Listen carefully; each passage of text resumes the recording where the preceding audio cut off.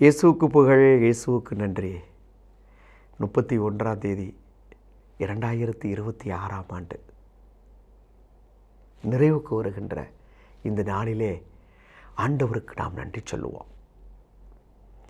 பிரியமானவர்களே, நம்ம ஆண்டின் இறுதி நாளில் நாம் எல்லோரும் சரியாக 11 மணியில் இருந்து 12 மணி வரை நற்கருணை ஆராதனையோடு ஆண்டவருக்கு நன்றி சொல்லுவோம். என்ன நன்றி சொல்லுவோம்? ஆண்டவரே, நீர் என்னை பாதுகாத்ததற்கு நன்றி. ஆண்டவரே, என் தேவைகளை நிறைவு செய்ததற்கு நன்றி. ஆண்டவரே, ஒவ்வொரு மாதமும் என்னை கண்ணின் இமை போல காத்து வந்ததற்கு நன்றி. ஆண்டவரே, நீர் உடனிருந்து உடன் பயணித்ததற்கு நன்றி. ஆண்டவரே, நல்ல நண்பர்களை தந்ததற்கு நன்றி. நல்ல குடும்பங்களை தந்ததற்கு நன்றி நன்றி நன்றி நன்றி நன்றி என்று அந்த 1 மணி நேரம்தான் சொல்லுவோம். பிரியமானவர்களே, இந்த ஆண்டு நமக்கு ஒரு விசுவாசத்தின் ஆண்டு, ஒரு நம்பிக்கையின் ஆண்டு, ஒரு ஜெபத்தின் ஆண்டு, இயேசுவை நோக்கி பயணிக்கின்ற ஒரு ஆண்டு. இந்த 25ஆம் ஆண்டில் 1ஆம் தேதி சில முடிவுகளை எடுத்திருப்போம். அந்த முடிவுகளை பாருங்க, அந்த முடிவுகளை சிந்திங்க. ஆண்டவரே, 2025ஆம் ஆண்டு ஜனவரி மாதம் 1ஆம் தேதி நான் எடுத்த சில காரியங்கள் இந்த நாள் முடிவில் எனக்கு எந்த அளவுக்கு என்னை கடந்து வந்தது, அதை எப்படி நான் நிறைவேற்றினேன், அல்லது அந்த முடிவுகளை நான் எப்படி வாழ்வாக்கினேன், இதுதான் மிக முக்கியம், நம்மை சிந்திக்க அழைக்கும். பிரியமானவரே, நான் ஒவ்வொரு ஆண்டும் நான் சொல்லுகிற ஒன்றே ஒன்று தான்.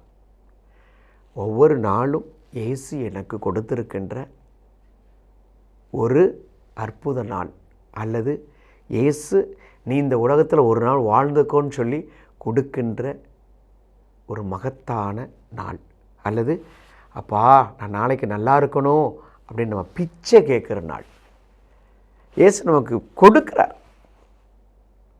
பிரியமானவர்களே, நம்ம நன்றி சொல்வதோடு மட்டுமல்ல, நன்றிக்கு உரியவர்களாய் இருக்க வேண்டும். நன்றிக்கு உரியவர்களாய் இருக்க வேண்டும் என்றால் புரிந்து கொள்ளுங்கள், என்ன தெரியுமா? இயேசுவே உமக்கு நன்றி, நீர் எனக்கு வீடு கட்ட உதவி செய்தீர்னு சொல்கிறேன். நீங்கள் இயேசு சொல்லிட்டீங்க. ஆனால் ஒரு ஏழை காத்திருக்கிறான். ஒரு ஏழை ஆண்டவரத்தில் வேண்டான், தானும் ஒரு வீடு கட்ட வேண்டும் என்று.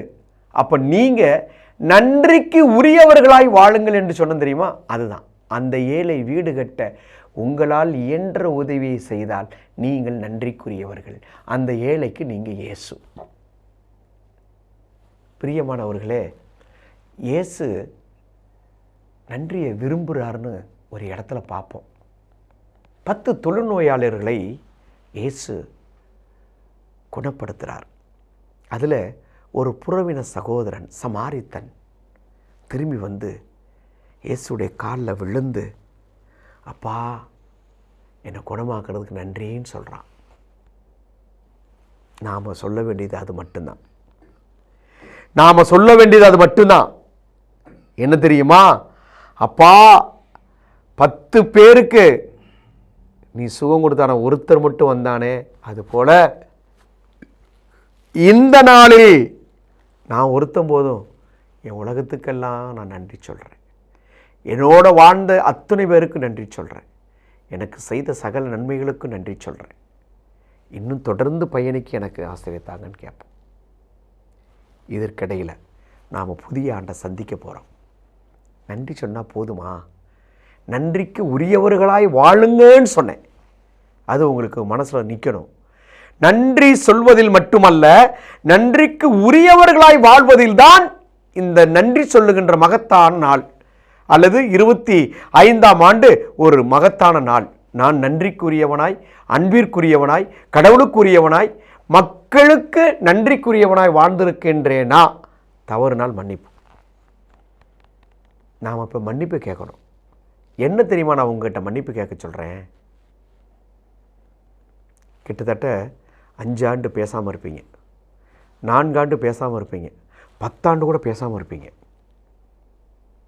திருப்பி சொல்கிறேன், நீங்கள் எவ்வளோ நன்றி சொன்னாலும் அது ஆண்டவருக்கு ஒத்து போகாது. அதை ஆண்டவர் ஏற்றுக்கொள்ள மாட்டார். நான் நல்லா இருக்கிறேன், நான் எல்லாம் எனக்கு செஞ்சீங்க, நல்ல உடல் சுகத்தோடு இருக்கிறேன், என் கூட நேற்று இருந்தவன் இன்னைக்கு இல்லை, ஆனால் நான் இருக்கிறேன், நன்றி இல்லை. அவர் உங்களிடத்தில் கேட்கின்ற நன்றி அன்புக்குரிய நன்றியா இருக்கணும், மன்னிப்புக்குரிய நன்றியா இருக்கணும், பகிர்கின்ற நன்றியா இருக்கணும், கொடுக்கின்ற நன்றியா இருக்கணும். மன்னிக்கின்ற நன்றி என்ன தெரியுமா?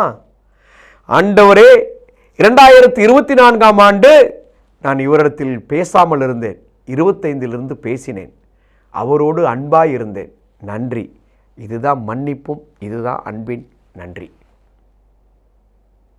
ஒரு கொடுக்கின்ற நன்றி என்ன என்றால், 2024, 23, 22 இந்த ஆண்டுகளிலே ஒருவன் என்னிடத்தில் ஓயாமல் வந்து உதவி கேட்பதுண்டு, நான் செய்ததில்லை. இந்த 2025 அவருக்கு நான் உதவி செய்தேன். அந்த உதவி செய்வதற்கு நான் தகுதி உள்ளவனாய் என்னை உயர்த்தியிருந்தேரே, அதற்கு நன்றி. கொடுக்கின்ற மனம் இல்லாதவன் இறைவனிடத்தில் நன்றி சொன்னால் அந்த நன்றியை இறைவன் நீ கொடுத்ததாக ஏற்றுக்கொள்வதற்கு தகுதியற்றவராக உன்னை தள்ளிவிடுவார். ஆகவே பிறருக்கு நாம் கொடுக்கின்ற பொழுதுதான், பிறரை நாம் மன்னிக்கின்ற பொழுதுதான், பிறரை நாம் அன்பு செய்கின்ற பொழுதுதான், பிறருடைய தேவைகளை நிறைவு செய்கின்ற பொழுதுதான், இதையெல்லாம் கடந்து இன்னொன்று இருக்கிறது. பிறர் சொல்லுகின்ற பொழுது நாம் கூர்மையாய் கவனிப்பது, ஆறுதலாய் இருப்பது. துக்கத்திலும் துன்பத்திலும் கவலையிலும் இருக்கின்றவர்களுக்கு ஆறுதலாய் இருப்பது. எத்தனை பேருக்கு இந்த ஆண்டு நான் ஆறுதலாய் இருந்திருக்கிறேன். என்னை ஆறுதலாய் இருக்க வைத்ததற்கு இறைவா நன்றி என்று சொல்லுங்கள். சற்று சிந்தியுங்கள். இந்த ஆண்டு செய்த பாவங்களை இறைவன் மன்னிக்க தயாராக இருக்கிறார், குற்றங்களை மன்னிக்க தயாராக இருக்கிறார். நீங்கள் எப்போது அறிவு தெளிவு பெற்றவர்களாய் அப்பா நான் உமக்கு எதிராக பாவம் செய்தேன் சொன்னீங்களோ அப்போ மன்னிக்கிறார். லூக்கா நற்செய்தியில் 15வது அதிகாரத்தில் 17வது வசனம் சொல்லுகிறது, அறிவு தெளிவு பெற்றவனாய் தந்தையின் இல்லத்தில் எத்தனையோ பேர் வசதியோடு ஒன்று குடித்து இருக்கிறார்கள், நான் சொல்லுவேன் அப்பா உமக்கு எதிராக பாவம் செய்தேன் என்று. அறிவு தெளிவு உள்ளவர்களாய் இப்போது நான் சொல்லுகிறேன், அப்பா நான் உமக்கு எதிராக பாவம் செஞ்சுட்டேன்னு சொல்றது இல்லை, அப்பா எனக்கு கொடுக்கப்பட்ட பல நன்மையான காரியங்களை செய்ய தவறிட்ட நன்றியற்றவனாய் இருந்து விட்டேன் என்று சொல்லுங்கள். நீங்கள் இந்த ஆண்டை சிறப்பாய் கொண்டாடினீர்கள் என்று சொல்ல வேண்டும். பல தருணங்களில், பல நேரங்களில், பல சூழல்களில் கொடுக்கப்பட்ட நன்மையான காரியத்தை செய்வதற்கு விலகிச் சென்றிருக்கிறோம். அப்படிப்பட்ட மனநிலையில் வாழ்ந்து அப்படிப்பட்ட செயல்பாடுகளில் இருந்துவிட்டு இறைவா எனக்கு இந்த ஆண்டை கொடுத்தரே நன்றின்னு சொன்னீங்கன்னா நீ நல்லவன் கிடையாது.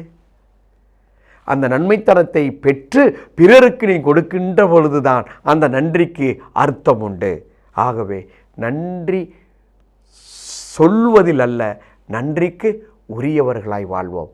இறைவன் வருகின்ற இந்த ஆண்டை 2026வது ஆண்டு சிறப்பான ஆண்டாய் அமைய உங்களை ஆசீர்வதிப்பார். இந்த ஆண்டுக்கு, இந்த ஆண்டிலே இந்த செய்தியை நீங்கள் கேட்டதற்கு இறைவன் உங்களை ஆசீர்வதிப்பார். சிறப்பாக பிரியமானவர்களே, இந்த பவர் ஆஃப் காட் 2025ஆம் ஆண்டு திருவாளர் ஆனந்திற்கு செய்த எல்லா நன்மைகளுக்கும் நன்றி சொல்கிறேன். எத்தனையோ குருக்களை அழைத்து இயேசுவின் செய்தியை கொடுப்பதற்கு இந்த அற்புதமான வசதியை செய்து கொடுத்திருக்கிறேன். தொடர்ந்து அவரையும் அவர் குடும்பத்தினையும் நீர் அளவில்லா ஆசிரால் நிரப்பியதற்கு நான் நன்றி சொல்லுகிறேன். எத்தனை குருக்கள் வந்தாலும் இறைவனுடைய வார்த்தையை சொல்ல இந்த பவர் ஆஃப் காட் எப்போதும் உங்களுக்காய் காத்திருக்கிறது. இந்த சிறிய திருத்துதுவ பணி தொடர்ந்து செல்ல நல்ல அருளையும் ஆசிரையும் நல்ல உடல் சுகத்தையும் இதில் பணியாற்றுகின்ற அத்தனை பேருக்கும் தர வேண்டுகிறேன். இவர்களுக்கு நான் நன்றி உள்ளவர்களாக இருக்கிறேன். நான் சொன்ன காரியங்களை இறைவன் உங்களுக்கு சேர்வதற்கு இவர்கள் பாலமாக இருக்கிறார்கள். இவர்களை இறைவன் ஆசீர்வதிக்கட்டும். வருகின்ற நாட்களில் உங்களுக்கும் இந்த பவர் ஆஃப் காட் பணியாற்றுகின்றவருக்கும் இறைவனுடைய ஆசீரும் அருளும். ஆமேன்.